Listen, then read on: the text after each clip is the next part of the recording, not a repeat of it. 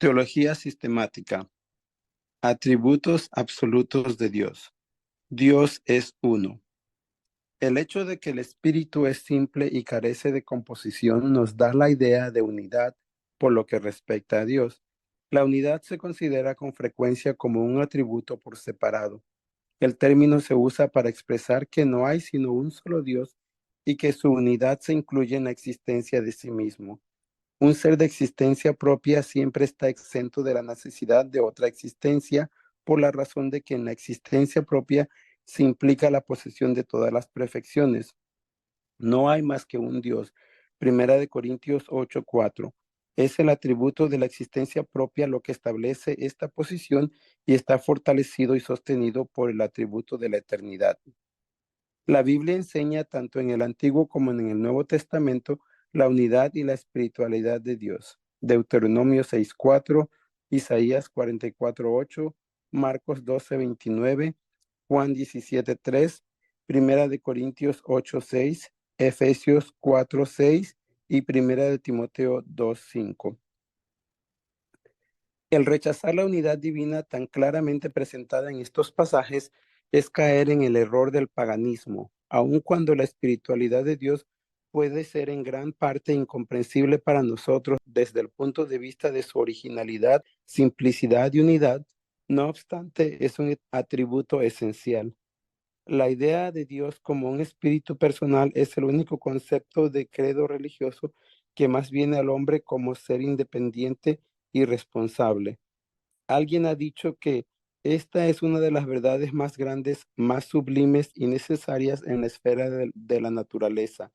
Existe un Dios, causa de todas las cosas, fuente de toda perfección, carente de partes o dimensiones, porque es eterno, llena los cielos y la tierra, penetra, gobierna y sostiene todas las cosas por cuanto es un espíritu infinito. ¿Está en pugna esta enseñanza relativa a la unidad de Dios con lo que se enseña en la Biblia sobre la Trinidad? Aunque hablaremos en detalle de esto más adelante, la doctrina de la Trinidad nos enseña la unidad de Dios como una unidad compuesta, incluyendo tres personas divinas, unidas mediante una eterna y a la vez esencial unidad. Debemos distinguir entre la unidad absoluta y la unidad compuesta. Los hebreos tienen dos términos para establecer esta diferencia: echad, unidad compuesta, y yachid, unidad absoluta. Echad es el vocablo usado en Deuteronomio 6:4. También sería bueno recordar que el nombre de Dios Elohim está en plural en el idioma hebreo original, lo que quizás indique una unidad compuesta. Monarquismo. Doctrina antitrinitaria desarrollada en los siglos II y III que enseñaba que Dios comprendía un solo ser y que Cristo no era divino, sino un hombre puro, milagrosamente nacido de una virgen y entonces adoptado por Dios. Esta idea se conoció también como adopcionismo. Monarquismo dinámico. Niega la deidad de Jesucristo al afirmar que Jesús era Dios solo en el sentido de que el poder de Dios residía en él, también llamado adopcionismo. Monarquismo modalístico. Sostiene que Dios se manifestó en tres modos diferentes a lo largo de la historia. Se manifestó a sí mismo primero como el Padre o Creador. En la encarnación se hizo el Hijo y como Espíritu Santo, Dios es el santificador, maestro y consolador. Unidad significa que hay solamente un Dios, el cual es indivisible. La unidad de Dios fue una revelación importante en el Antiguo Testamento, el epítome de lo cual está en el celebrado Shema, de la primera palabra oye, en Deuteronomio 6:4. El versículo se puede traducir en varias maneras. El Señor es nuestro Dios, el Señor es uno, lo cual enfatiza la unidad de Dios, o el Señor es nuestro Dios, el Señor solo, lo cual acentúa la singularidad de Dios en contraste con los dioses de los paganos. El Nuevo Testamento, aún con su revelación clara de la Trinidad, afirma la unidad de Dios. Efesios 4:6, Primera de Corintios 8:6, Primera de Timoteo 2:5. Esto significa que las personas de la Trinidad no son esencias separadas dentro de la esencia divina única. Dios es uno en número y en singularidad. La doctrina de la unidad de Dios tiene implicaciones tanto filosóficas como devocionales de suma importancia.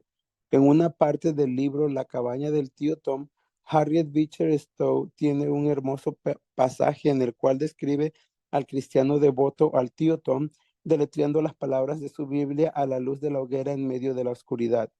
Dice ella que la mente cristiana no tiene temor de los espíritus malignos en las tinieblas, porque la fe en Dios de alguna manera trae consigo la convicción del orden en el universo.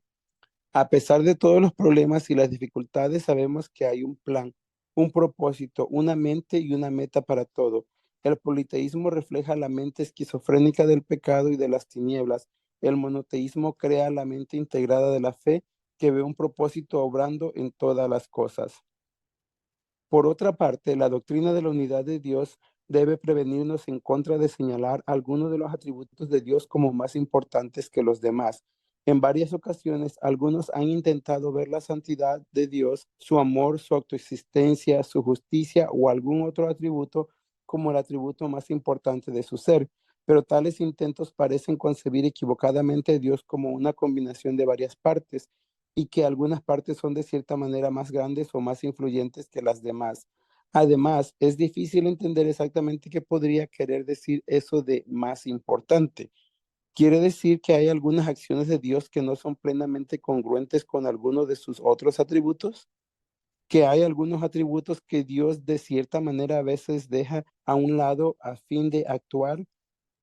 Por cierto que no se puede mantener ninguno de esos conceptos porque significaría que Dios no actúa siempre conforme a su propio carácter y que cambia y de alguna manera se hace diferente a lo que ha sido previamente. Más bien, cuando vemos todos los atributos como meramente varios aspectos del carácter total de Dios, una cuestión así se vuelve innecesaria y descubrimos que no hay atributo alguno que se pueda señalar como más importante. Dios mismo en su ser total es lo que es supremamente importante y es Dios mismo en su ser total a quien debemos tratar de conocer y amar.